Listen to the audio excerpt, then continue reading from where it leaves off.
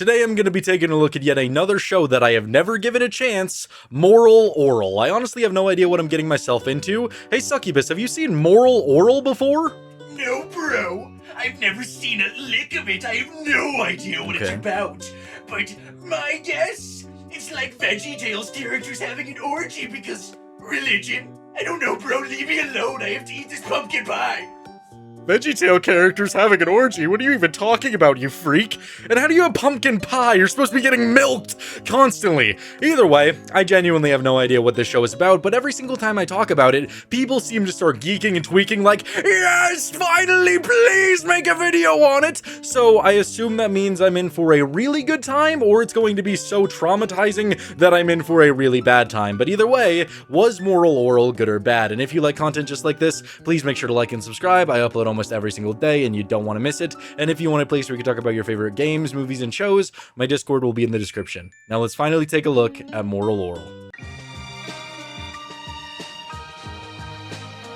The first episode that I took a look at was God's Chef, and this was labeled by everybody I asked as the worst episode in the series. And if this is the worst that Moral Orel has to offer, I'm in for an absolutely lovely time because I thought this episode was just downright hilarious. Yes, some of the concepts were a little bit freaky, to say the least, but I still thought the delivery and just like the pure shock value of it was genuinely really funny. I was all for it. This episode opens with Orel talking to one of his friends, and his friend just walks up and he's like, "Hey yo, Orel, what'd you get on the math quiz?" And Orel's like, "Jesus, yes, praise, get it right, you dumb fuck. How did you not know that it was Jesus on question number 3?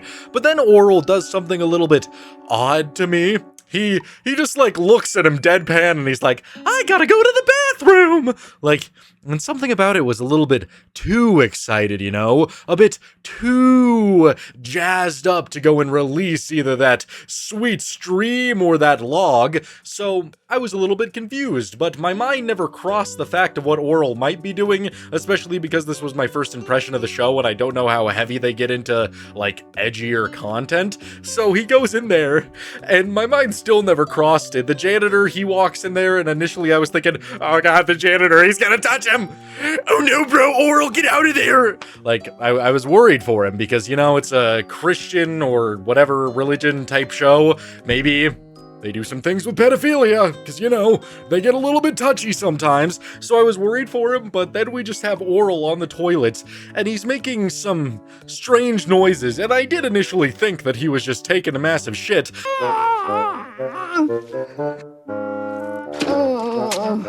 But I don't know what they told the voice actor here, and I'm assuming the voice actor's probably not an actual child, but if it was a child, god, this would just be so interesting. Like, hey, can you make sounds like you're shitting? And then the kid just starts going, ah, ah, ah, you know, because that's what it sounds like. And I was like, dear lord, is there a tiny little, like, demon trying to just shove it out of you, just with clawing upwards inside of you, just like, give me it, I must feed. Like, that's the vibe I was getting from the noises he's making, and the janitor's listening to him, and he's like, hey, Orel, I think you need to eat some more fruit. And Orel's like, why? Because he's not peeing, and he's not shitting. And so the janitor's really confused at why Orel's going, ah, ah. And so the janitor, I don't know why he would do this. What's wrong with you, you fucking weirdo? He just runs and he just bursts into the stall and he's just staring at Orel and he's like, oh my goodness! Because Orel was cranking his hog. Number 3? Ah! Jesus H. Rodriguez! Why? Why is this my first introduction to the show? I mean, I asked for this. I asked what episode should I watch to get the full picture of Moral Orel. I just didn't expect this little boy to be just cranking that thing right away.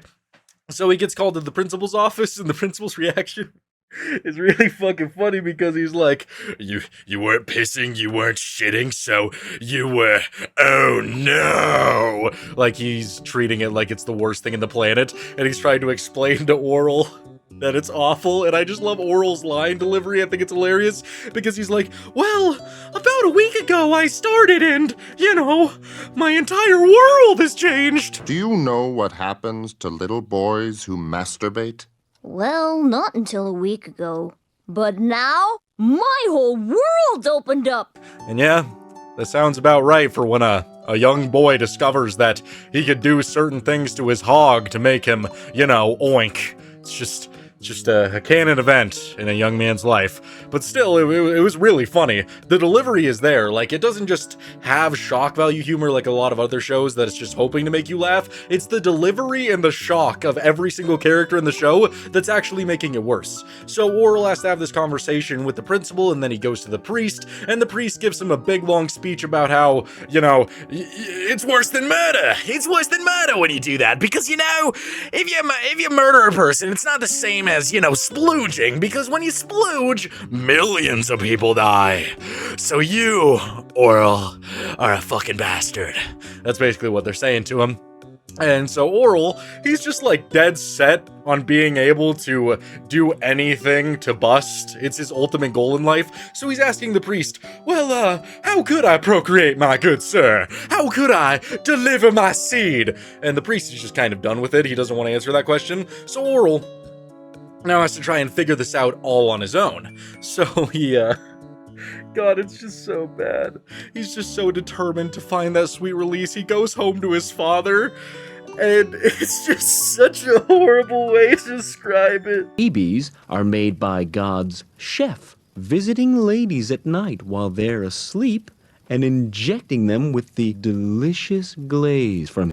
Like, I don't know why you wouldn't just say the birds and the bees, the stork. The stork brings the children. But no, he tells Orel this. Yeah, can you believe that? I've never heard such things in my life. The god's chef has to deliver the royal honey into the girl's... Ah, God, it's just so weird. It's such a weird way to describe it. I don't know why you would ever tell a child that. It just sounds a little bit rapey. Like, just saying, it sounds really fucked up to say it like that. I don't know why they couldn't think of anything better to tell Orel. That father does not know what he's doing.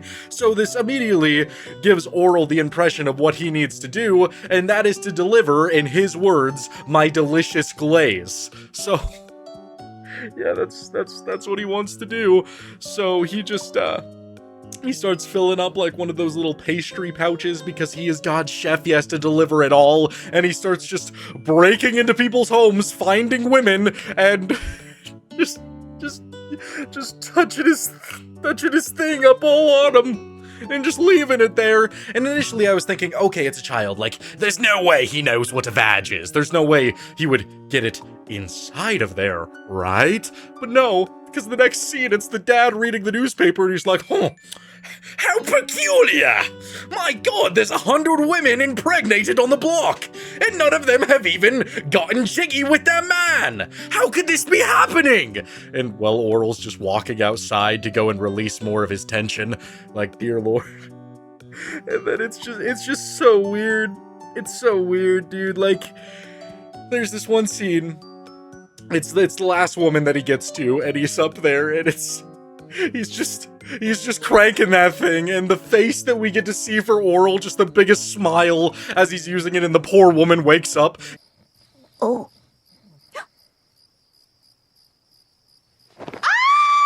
Can you imagine? You're just going to bed and you're like, ah, what a beautiful evening. Oh, I hope I dream about ponies and lovely things, I feel so safe in my household, and you wake up to that face, just a young boy cranking on you. What are you gonna do? What are you gonna do? The only thing there is to do is to cry. 'Cause it's terrifying. It's terrifying. And so he obviously gets arrested for this nonsense, and his father's giving him a whole conversation, and he's like, man, the stupid fucking book! Oh, God! He throws it into the fire, and Orel's like, but how else, Father? Oh, please, Father, how else am I supposed to shoot my yummy contents into them? They loved my seed! And he describes to Orel about how it's just immoral to use anything to procreate, and then he has this entire speech and nonsensical talk about the missionary position and how it's very useful, and then I have to watch a little cutaway to Noah on Noah's Ark, and he was trying to stop all of the animals from procreating in such strange and heinous ways, so I have to watch two giraffes mount each other and just start, you know, doing the good old, like, giraffe all over them, getting that giraffe-ussy. Horny, godless ways of some erotically charged animals on the ark. Wow. Like, oh god. It's just something you never think you'd see. Like, going into Moral Orel, I was kind of expecting more just, like, religious propaganda, and that's kind of what it is. Like, it's making fun of that to the best of its capabilities. I did not expect to initially see a giraffe having sex. I did not expect to see a young boy cranking his hog. And, of course, they don't visually show it, and I do need to highlight that I do love that the show is stop-motion. That's just an immediate chef's kiss. Not from God's chef, though, filling people up with his pastry juice. But either way, this was actually really fantastic. If this is what you consider to be the worst episode in the entire show, I had a great time. I really did. Yes, the concept is very disgusting. Yes, it's a little bit hard to watch.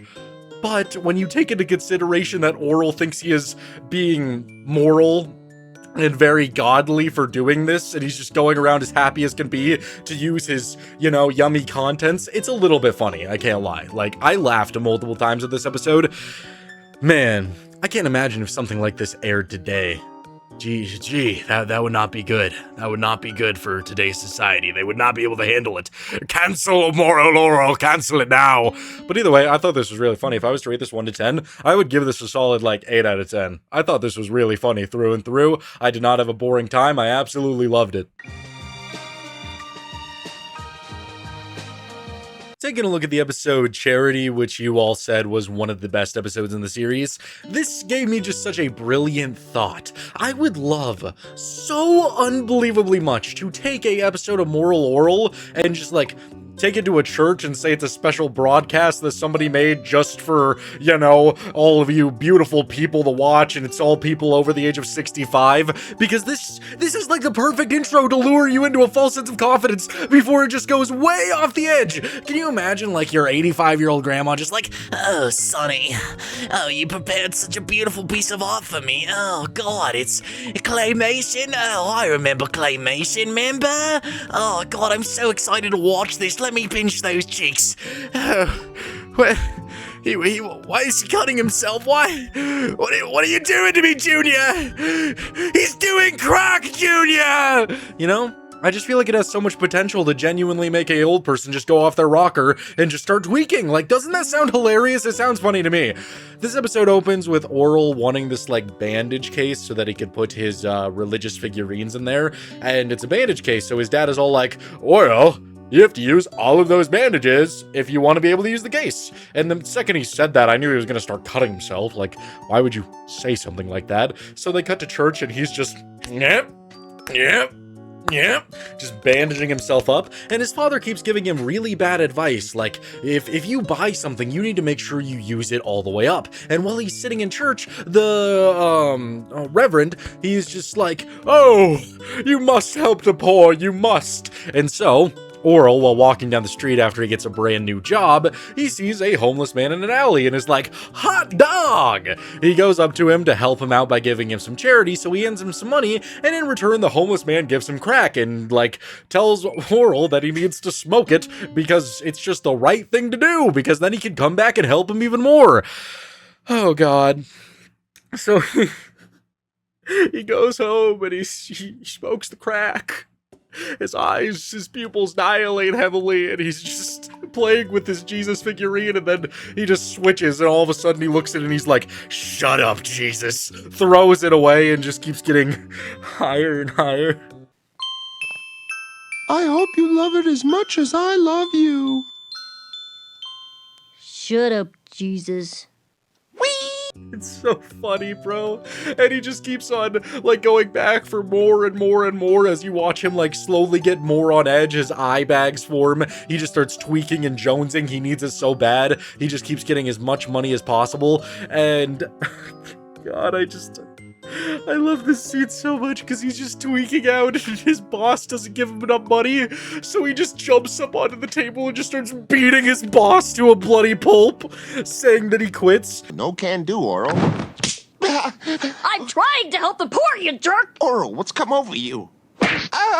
And what makes the scene even better is that his boss doesn't have like an extremely negative reaction to it. He's just like, oh, kids these days, so silly. So Oral, he's tweaking and he goes into a blood bank, and because he's been shooting up so much, the doctor can't find his veins, so he's just like, give me that! He just stabs it into himself, gets the money, and then goes to buy even more, and then the police show up.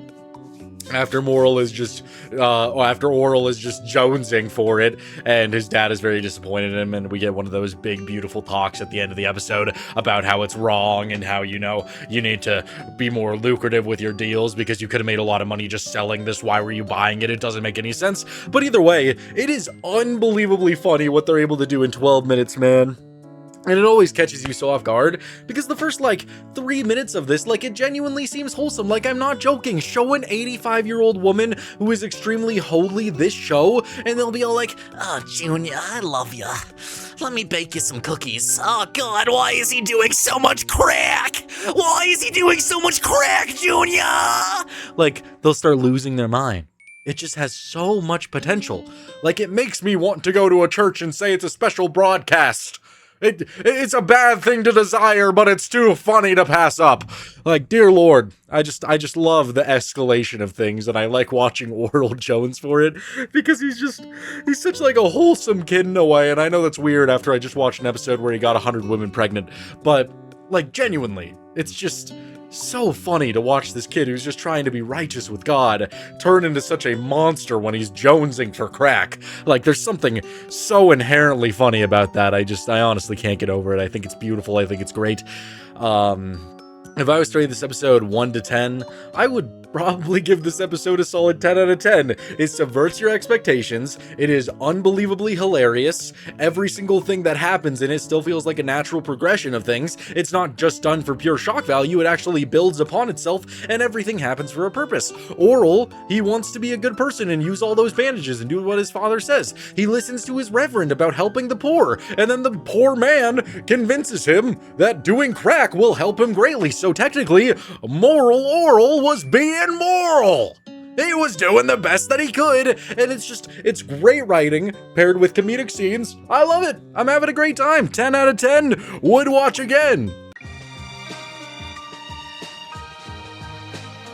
The next episode I'm going to be taking a look at is Numb, and this is obviously a drastic move forward compared to what I was looking at before, which was the beginning of season 1 stuff, so obviously I'm going to miss some story beats being discussed, but I asked everybody if I should just watch it linear or take a look at 4 of the most major episodes that you could possibly find for me, and everybody said I should just take a look at the major episodes. So Numb, I know that we were going to be getting into a tonal shift, where it kind of leans away from just trying to be extremely comedic to tackling much more serious issues. I just didn't think it was gonna get so unbelievably dark so quickly, but it does still tell a very good story and it is an incredible look at what it's like to feel numb, to feel nothing. We focus on Blauberta, I believe that's her name, the wife of Oral's father, as Oral and the father, they go on a hunting trip, and she is just unbelievably numb, and the way she is trying to satisfy her feeling of being numb is by shoving power tools up her vag. Yeah. A very interesting way of tackling your own depression, to say the least, but, she just keeps on using power tools, trying to get bigger and bigger and bigger, because nothing is working when it comes to making her feel something. We get this entire beginning introduction where she, looks at this one child that I had never seen before, and then she has this entire conversation in her head that she wants to go and get her other child back, so she goes and gets another child, and it's just a little bit odd. I probably missed some lore beats there to why she has a random kid in her house that just says cake, and why her children just say cake, but that's not really what I'm going to focus on.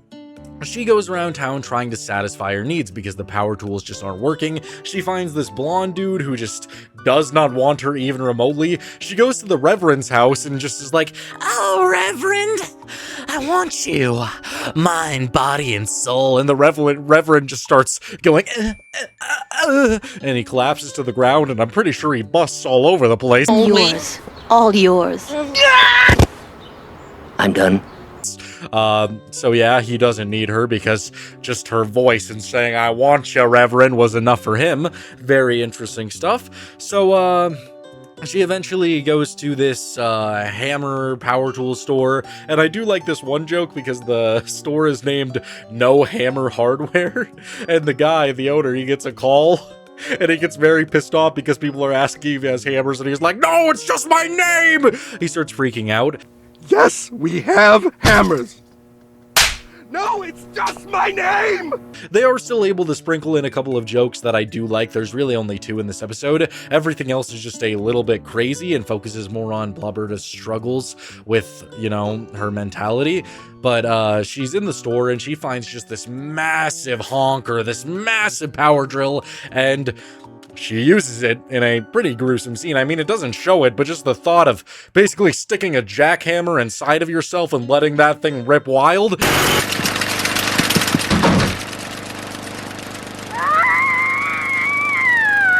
Yeah, that's not going to be very good. So she uses that and she goes to the doctor, and like, oh, it's just so weird. Like, her and the doctor have this weird conversation, and the doctor, he has a weird fetish for injury. So he kind of makes it seem like he's super into her as he's staring into her hole, her gaping, mutilated hole, and he seems to like it quite a lot. So he gives her painkillers, but what you realize is it's not painkillers in the hope that it actually helps her get better. It's painkillers in the hope that she's going to mutilate herself even more to satisfy his own weird fetish. I can't imagine having a fetish of that. Like, how would you even describe that to somebody? Like, do you go on a Reddit forum and be like, I really love mutilated vaginas? And I know that that fetish does exist, and that's terrifying.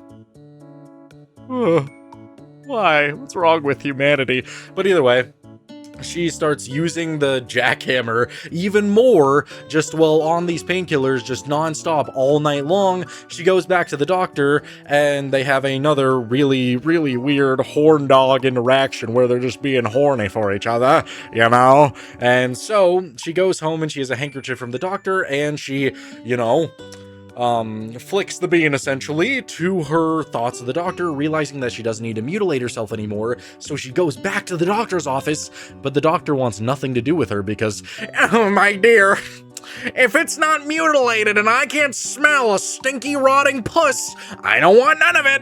So he just can't even look at her anymore. It's just so odd. It's like, your vagina's healthy? Oh, God, get the fuck away from me, you stupid bitch. Like, it just doesn't really make a lot of sense. So Blubberta, she goes home, and we get this scene where she's talking to Orel. It's from the perspective of the father holding alcohol, and she's talking to Orel, trying to keep this face, trying to showcase who she is for Orel. And the second she steps into the hallway away from Orel, her face just drops as she stares at her husband, just goes completely numb as they both walk to bed, sitting on opposite different beds with a wall blocking them. I don't know. It's just a very interesting take and a very interesting look into the mentality when you're feeling that numb, when nothing can satiate the pain. And obviously it's going at it from a very immoral standpoint of Blubberta trying to cheat, trying to do anything, shoving a jackhammer up her vagina of all things, and trying to find comfort in the doctor. And it's just all very weird to look at. But ultimately, it's a great showcase of what being numb could be like. I mean, I hope if you're feeling numb, you don't shove a jackhammer up your vagina. But hey, to each their own, I guess, you know? But I really did like this episode just for that. I feel like not a lot of shows are able to capture that feeling very well. The only other show that I could essentially say can capture true, like, adult feelings is BoJack. I think BoJack can capture that really well. But this episode did that pretty perfectly. If I was to rate this episode 1 to 10 for its goal and what it was trying to achieve, if I'm looking at it from beyond a comedic standpoint, I would give this episode a 8 out of 10. I think there was a lot of stuff going for it. The reason I'm not giving it a 10 out of 10 is because I didn't like all those scenes where she's just talking to the doctor and they're just like basically moaning at each other. I could go without that, but overall, when it comes to delivering a message, I think they did it beautifully, and it ultimately is a crazy tonal switch from what I was initially seeing in the series. So to go from crazy comedic stuff that I would want to show a granny in church to this, it's crazy how much they decided to change the tone, but I ultimately can accept it and am very interested in what Moral Orel also has to showcase in terms of describing mental health and all that nonsense. The next episode that everybody wanted me to watch was the episode Alone, and this just so happens to be the episode that got Moral Orel cancelled, which is kind of contrived in a way because it tackles similar situations to God's Chef, but it's not using it as a punchline, it's not using it as a joke. It is showing the aftermath of that joke. The survivors of sexual assault. And I don't know how in detail I'm going to go about this episode because honestly, I don't even really feel comfortable talking about this episode. It is truly, in a way, a comfort for those who have gone through this, but just watching it makes you very uncomfortable. A little bit of it is unhinged, and some parts of it are just genuinely so hard to get through. There is a lot of things going on in this episode. It focuses on the aspects of being alone, after what I can only assume is a sexual assault. With one of the characters, it is very apparent in the episode that she did go through this. With the other characters, it's like kind of stating what happened to them. You could like put two and two together, but it's still very hard to watch. We have this girl named Nurse Bendy who goes home and just has a family of bears that she talks to, and constantly being like, you'll never treat me like they would, you're always good to me, you won't treat me like the dirty people that just want to use me for my body, talking to these stuffed bear plushies.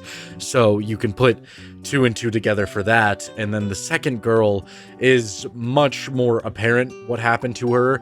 She locks her door a few times when she comes into her apartment. There is a clothes hanger that has been strung up into a hook with blood on it, and it is made apparent that she is pregnant and bad things happen to her with a convict. And I don't even know, man. It's honestly hard to talk about. I know people like said the show got really, really dark, but there's just not a joke in this episode because it's not supposed to be funny. This is supposed to focus on the trauma of the survivors of this act, and I believe they do that very well. It's just genuinely hard to get through, like, in all honesty. So there's a lot of different scenes highlighting her struggle with what happened to her and the fact that she might have even liked what happened to her. She left her door unlocked so that it would happen, but it's also very traumatic for her at the same time. It's just a very odd situation for me to process because it's just hard to handle. And then the third girl is this older woman who talks about how her eggs were stolen from her as a child. I personally don't understand what that means very much, but she seems a little bit odd. I don't know. There's also this scene where the first girl, Nurse Bendy, or whatever her name is cleaning up the floor because she spills a sandwich, and as she's cleaning it, she brushes the table, and the bear accidentally falls on her to make it look like the bear is, sexually assaulting her. And she starts freaking out, backs into a corner, and starts panicking, saying, "How could you do this, Mr. Bear?" And it is just unbelievably hard to watch. But it genuinely begs the question as to why this was the episode that you decided to cancel Moral Orel over. Because, yes, I laughed at God's Chef a lot because it was inherently very funny, but it was still tackling that same concept, just instead it had Orel be the one who was actually committing this horrible deed. Here, it focuses on, per se, the woman that would have to go through what Orel did to her, and the aftermath of that situation and how they would feel. So Adult Swim is basically saying, yeah, you can make jokes about it, but you can't show the aftermath of what those jokes include, which is just a bit odd to me. A really weird decision to cancel the show over this. And obviously, yes, it is really dark. Maybe that's not what you're looking for. You're looking for something a little bit more funny, but still, it just seems a little bit contrived when you would cancel the show over an episode like this. Either way, I probably didn't give you the best analysis or description of this episode. It's a hard one to talk about because I feel like I'm not qualified or enduring enough to talk about something like this in a meaningful way. I definitely don't feel like I am that, but yeah, a very good episode in a way. I don't know. I'm not even gonna rate this one because, again, it just feels wrong to rate something like this. I don't know. Moral Orel is a lot more complex than I thought it was going to be. Those first 2 episodes were genuinely very interesting with how good the writers were able to tell a comedy in this silly little stop-motion show. I laughed so much while watching those episodes. But then the switch up once you get into the later seasons, it's just honestly insane how they go from just focusing purely on comedy to actually telling a really good story derived from mental illness and actual struggles, and they do it so well. Obviously, I couldn't talk about Alone very much just because I don't really feel like I'm the person to discuss an episode like that. That's just not me. I'm a silly impression guy, and that stuff is a little bit too deep for the channel. But Numb, I was able to describe that one at least a little bit, and I feel like that was a great look into what a person going through something like that would be like in the story she went through. And yes, it was exaggerated to obviously go into an animated comedy, but it was still felt like very real to what actual people could go through, and it's probably a great episode for people going through something similar to understand that other people go through it as well. I think they kind of tackled so many different complex emotions here while also just delivering a really good episode, just a solid 12 minutes. So overall, I had a really good time with Moral Orel, and I would love to revisit this show in the future. If you'd like to see that, please make sure to like this video and subscribe. I got lots of good content on the way. This might be my last video for the holidays. I don't know if I'm going to upload on Christmas Eve, Christmas Day, or the day after. We will see. I don't know. Depends if I prepare a video. I don't know if people will watch on those days, so we'll see what happens. But I really hope you guys enjoyed this one. It's been a pleasure this entire year making you some good content. So I'll see you guys in the next one.